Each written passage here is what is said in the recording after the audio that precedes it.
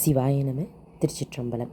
ஞானாசிரியராகவும் ஞான குருவாகவும் எம்மை வழிநடத்தும் நம்பி ஆரூரர் திருவடிகளையும் அண்ணாமலை பெருமான் திருவடிகளையும் மனம் மொழி மெய்களால் வணங்கி மகிழ்கின்றேன்.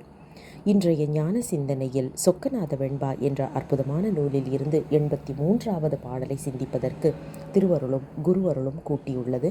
83வது பாடல்.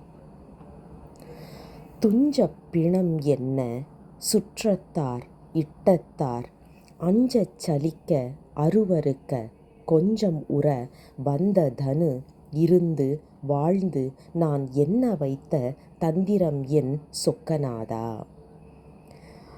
அற்புதமான நிலையாமை கருத்தை எடுத்துச் சொல்லும் பாடல்தான் இந்த 83வது பாடல். குருமுதல்வர் நமக்கு ரொம்ப அழகாக இதை சொல்கிறார் பாருங்களேன்.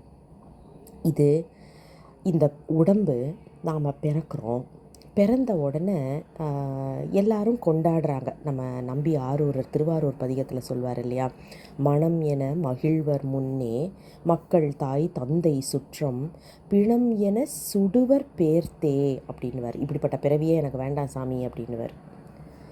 துஞ்ச பிணம் என்ன, நம்ம மரணித்த அடுத்த நொடி பொழுது நம்ம பேரே நம்மளது கிடையாது. நாம் பிறக்கிறோம், வளர்கிறோம், வாழ்கிறோம், இறக்குறோம்.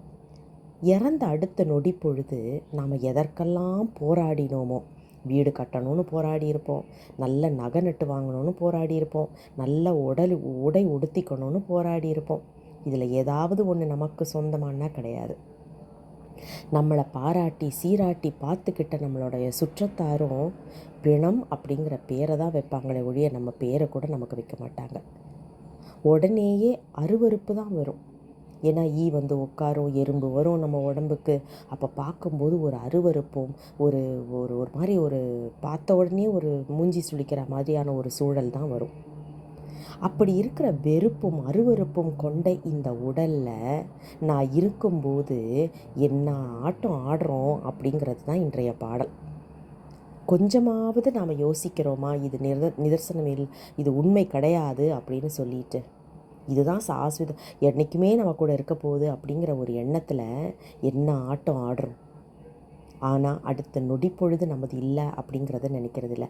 அதுக்குள்ளால நான் எனது அப்படின்னு சொல்லிட்டு எல்லாமே என்னமோ நம்ம தலையில் தான் இயங்குது அப்படிங்கிற மாதிரி என்ன ஒரு அகங்காரத்தில் ஆடுறோம். அந்த அகங்கார உணர்வும் பெருமானுடைய தந்திரம் இல்லாமல் வேறு என்னன்னு சொல்ல முடியும்? பெருமானுடைய தந்திரம் இல்லாமல் வேறு எதுவுமே சொல்ல முடியாதே அப்படிங்கிறது தான் 83வது பாடலில் நமக்கு குருமுதல்வர் சொல்கின்றார்.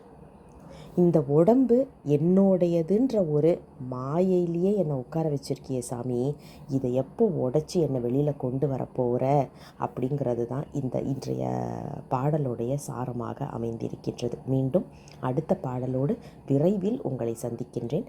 தென்னாடுடைய சிவனை போற்றி, எந்நாட்டவர்க்கும் இறைவா போற்றி, அண்ணாமலை மன்னா போற்றி, கண்ணார் அமுத கடலையே போற்றி. சிவசிவ திருச்சிற்றம்பலம்.